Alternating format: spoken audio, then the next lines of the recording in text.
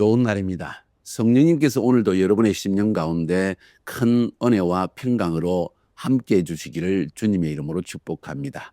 오늘은 느헤미야서 10장 말씀을 통해서 성령님께서 우리에게 주시는 음성을 들을 수 있기를 바랍니다. 우리가 9장을 통해서 본 것처럼 이스라엘 백성들 가운데 큰 회개가 일어났습니다. 이 회개는 어떻게 시작된 것일까요? 바로 에스라의 말씀 운동을 통해서 시작된 것입니다. 거기서 특징적인 것은 에스라가 말씀을 전하고 레위인들이 이 말씀을 그들에게 해석해 줄 때 통역해 줬다는 말도 될 것입니다. 그 말의 의미를 이해할 수 있도록 설교를 했다는 의미도 될 것입니다. 그랬을 때 백성들이 그 말씀을 깨닫게 되었고 깨달았을 때 큰 회개가 시작되었다는 걸 볼 수가 있습니다.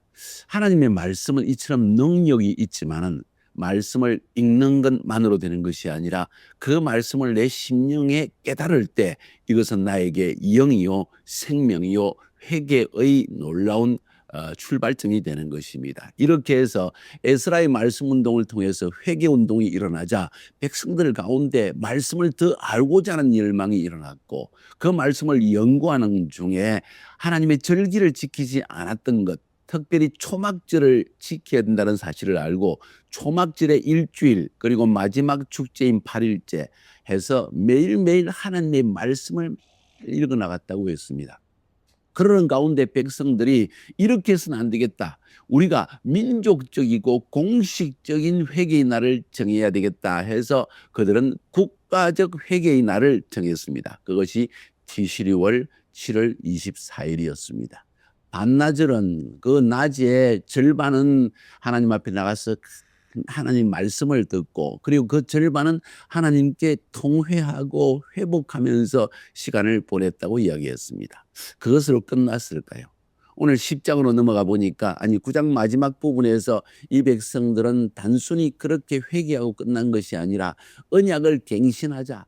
여호와 하나님께서 우리 역사 이스라엘을 택하시고 또 우리가 하나님을 대적할 때 용서해 주시고 그리고 또 끊임없이 용서해 주셨지만 우리는 여전히 하나님을 대적하고 하나님을 떠났기 때문에 우리 조상들이 포로로 잡혀가서 오늘날 우리가 이 포로의 신세가 되어진 것이 아니냐 하는 이야기를 하면서 우리가 언약을 갱신하자. 무슨 이야기입니까? 출애굽하였던 이스라엘 백성들 처음으로 민족으로 정체성을 가지고 애굽을 떠났던 이스라엘 백성들 6월절을 통하여서 우리는 한 민족이라는 것, 또 하나님이 택한 민족이라는 것, 6월절 어린 양의 피로 구원받은 백성이라는 감격이 있었습니다. 시내산에 도달해서 하나님은 율법을 주시고 십계명과 율법 앞에서 하나님과 이 이스라엘 백성들 사이에 언약을 맺었습니다. 그런데 그 언약을 깨뜨렸기 때문에 이런 재앙이 왔고 포로가 되었다는 사실을 이스라엘 백성들은 깨달았던 것입니다. 그래서 9장 마지막에 보니까 이스라엘 백성들이 함께 모여 하나님 앞에 언약을 갱신하는 놀라운 사건을 9장 마지막에서 기록했습니다. 그렇습니다. 우리가 하나님 앞에 회개할 때 구체적인 회개의 열매를 맺기 위해서 나아가는 것은 굉장히 중요한데 이스라엘 백성들은 거기서 키를 발견했던 것입니다. 무엇이 키입니까? 우리는 하나님께서 이미 언약 백성으로 계약을 체결하고 언약을 맺은 백성이었다. 그런데 그 언약을 깨뜨렸다는 사실을 깨달아 알았던 것입니다. 10장으로 넘어가 볼까요? 이 언약 갱신을 한 이스라엘 백성들이 무슨 일을 행합니까? 그 언약 갱신에 사인을 하는 것입니다. 서명을 했습니다. 서명을 하고 서명할 뿐만 아니라 하나님 이제는 그 언약의 계약서인 십계명과 율법을 따라서 하나님의 말씀을 어기지 않고 살겠습니다 하는 완전한 구체적인 결단에까지 나가는 모습을 볼 수가 있습니다. 여러분 이것이 참된 회개입니다. 때로 우리가 눈물 콧물 흘리면서 하나님 앞에 회개하고 난 뒤에도 우리 삶의 회개의 열매가 맺혀지지 않고 삶이 변화되지 않는 이유가 무엇일까요? 말로는 회개했고 마음으로는 회개했지만 행동으로 회개의 열매가 나타나지 않는 이유가 뭐냐는 것입니다.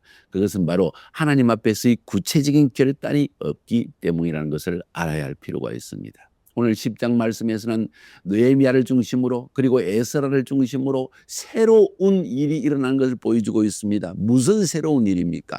회개만이 아니라 언약을 갱신했고 언약 갱신만 하는 것이 아니라 그 갱신에 사인을 하는 일들을 했다는 것을 성경은 보여주고 있습니다. 한번 볼까요?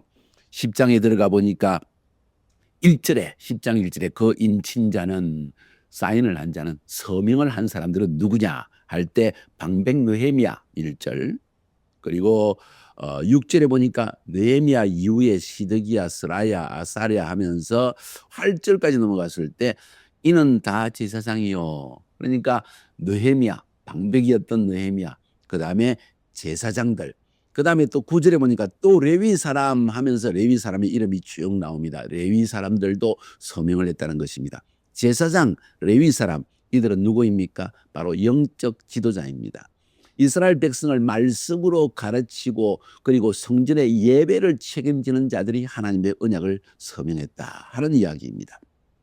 그뿐만 아니라 14절에 또 백성의 두목들 하면서 이야기가 나옵니다. 그냥 백성의 지도자들 최고 지도자인 느헤미야와 백성의 지도자인 이 사람들과 그리고 영적 지도자인 제사장과 레위인들 이들 모두가 바로 이 언약의 갱신에 서명을 했다 하는 이야기입니다. 매우 국가적이고 민족적이고 공식적이고 거국적인 회개의 열매를 맺기 위한 언약 갱신의 운동이 일어났다는 것을 보여주고 있는 것입니다. 여러분 한 공동체, 한 가정 그리고 한 민족의 지도자는 그 민족 전체, 그 가정 전체, 교회 전체, 공동체 전체를 대표하는 사람이고 그들이 하나님 앞에 언약을 맺는 것은 백성 전체가 함께 언약을 맺는 것과 같은 의미를 지닌 것입니다.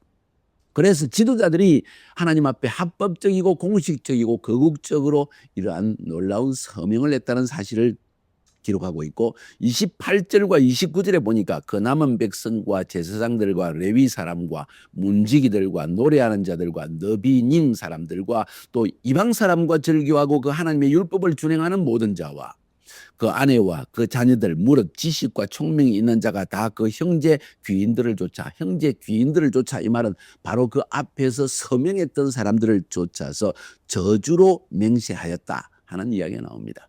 다시 말해서 이제는 지도자뿐만 아니라 민족 전체가 하나님 앞에서 이러한 회개하고 이제는 하나님의 말씀으로 언약 백성으로서의 삶을 살겠다는 갱신의 계약을 하고 저주로 맹세했다는 사실을 성경은 우리에게 말하고 있는 것입니다. 놀라운 변화가 일어난 것입니다. 단순히 말씀으로 은혜 받았다는 것이 아닙니다. 말씀의 진림을 받아서 회개만 했다는 것도 아닙니다. 하나님 앞에 나가서 이렇게 살겠습니다. 이제는 하나님 백성으로 살겠습니다는 언약을 맺었다는 의미이고 그 말은 이제는 저주에서 벗어나 축복의 길로 들어서겠습니다 하는 약속을 하나님께 다시 한번 맺었다는 것이고 또 언약을 체결할 이유 그뿐만 아니라 백성들이 함께 이런 일을 하겠습니다 하는 약속 맹세까지 하게 되는 이야기를 이제 28절부터 시작해서 39절까지 나옵니다. 무엇을 맹세했습니까? 그것도 중요합니다. 우리의 하나님 앞에서의 회개의 열매를 맺기 위해서는 매우 중요한 것이 구체적인 하나님 앞에서의 약속, 하나님 앞에 구체적인 결단 이것이 얼마나 중요한지 모릅니다. 이걸 보면은 이스라엘 백성들이 그때까지 뭘 하고 있는지를 볼 수가 있습니다. 신앙이 완전히 썩어졌고요. 성전 예배가 완전히 폐하여졌고요. 레위인들은 사라졌고요. 그래서 하나님의 말씀이 역사하지 못했고요. 이스라엘 백성들은 이 언약의 계약서인 이 십계명과 이 율법을 전혀 지키지 않고 살았다는 사실을 분명히 알 수가 있습니다. 자, 그 약속한 맹세한 내용이 31절부터 38절까지 나오는데 먼저 이방인과 이제는 결별하겠습니다. 그리고 완전히 하나님 언약만 지키겠습니다 하는 그런 약속을 하고 있는 것. 31절에는 이제는 안식일도 반드시 지키겠습니다. 돈 벌기 위해서 이방인들이 물건 팔아 오는 것 그것 때문에 안식일을 지키지 않는 죄를 범하지 않겠습니다. 뿐만 아니라 안식년도 지키겠습니다. 7년마다 땅을 쉬게 하고 그뿐만 아니라 우리가 빚진 자의 빚을 다 다 탕감해 주겠습니다 하는 약속도 합니다. 32절 33절에 보니까 성전에 드려야 될 마땅히 드려야 될 성전세를 드려서 성전을 잘 관리하도록 하겠습니다. 34절에 번제단에 쓸 나무를 우리가 계속 규칙적으로 빠지지 않게 하나님 앞에 제공을 해서 하나님께 죄사함을 받는 번제의 일들을 게을리하지 않겠습니다. 35절부터 37절까지에서는 모든 열매의 첫 번째와 그리고 모든 짐승의 초태생과 사람을 대속하는 일, 첫 번째 아들을 하나님 앞에 대속하는 이 일을 게을리하지 않겠습니다 약속합니다. 이 율법에 적혀 있는 이야기예요. 마지막으로 또 보니까 문약손의 37절부터 39절까지 10의 1조를 반드시 드리겠습니다. 농사지은 11조, 동물의 모든 수확의 11조 뿐만 아니라 레위인들에게 11조를 드리면 레위인들이 또 제사장들에게 10의 1조를 드리는 것을 반드시 지키겠습니다. 이 일을 정확하게 하기 위해서 레위인들이 11조를 그대로 다닐 때 반드시 제사장 한 명이 따라다니면서 회개 절차를 명확하게 했습니다. 이런 이야기까지 하였더라는 거예요. 이 말은 무슨 말인고 아니 이 모든 일을 지키지 않았다는 거예요. 한마디로 말하면 10장 전체에서 제가 느낄 때 뭔고 아니 에스라를 통해서 말씀 운동이 일어났고 말씀을 배웠을 때 회개의 운동이 일어났고 회개와 함께 말씀을 더 알고자 하는 열망 말씀 운동이 더 강화되어졌고 그러면서 우리가 하나님 앞에서 이 하나님 백성의 정체성을 지켜야 되겠다는 걸 깨닫고 언약을 갱신하게 되어지는데 갱신만 하고 그 서명만 한 것이 아니라 구체적으로 이렇게 하나님의 약속의 말씀대로 살겠습니다 하면서 하나님의 율법에 적힌 내용들을 그대로 지키겠다는 약속까지 하고 있는 모습을 오늘 성경에서 보게 되는 것입니다. 10의 1조도 드리겠습니다. 안식일날 장사 안 하겠습니다. 성전세도 드리겠습니다. 전부 이야기가 보면 돈 이야기예요. 이게 사람이요 진짜 회개는 주머니가 회개해야 회개가 된다고 그래요. 여러분 월급이 아무리 작아도 여러분이 생활이 아무리 어려도 이 쥐꼬리 많은 월급에 11조 떼면 뭐하나. 그리고 이 쥐꼬리 많은 월급에 11조 떼면 그 쥐꼬리의 쥐꼬리를 하나님께 바치면 뭐 하나님이 그렇게 기뻐하시겠나. 이런 생각을 하기가 쉽죠. 그때부터 11조를 해야 됩니다. 주머니가 회개하지 않으면 여러분의 인생 전체 하나님이 내 물질 생활을 축복하시는 주인이라는 그 주권에 대한 인정이 사라지는 거예요. 그리고는 점점 세속화되어지고 돈 때문에 사는데 돈을 하나님께 드리는 게 아깝기 시작하고 나중에는 교회에서 무슨 돈을 쓰나 왜 저렇게 쓰나 간섭하기 시작하는 거 아까워서 그런 거예요. 결국 이 모든 것들이 하나님의 율법을 어기는 첫걸음으로 되어지는 것을 보게 되어집니다. 주머니 회개해야 됩니다.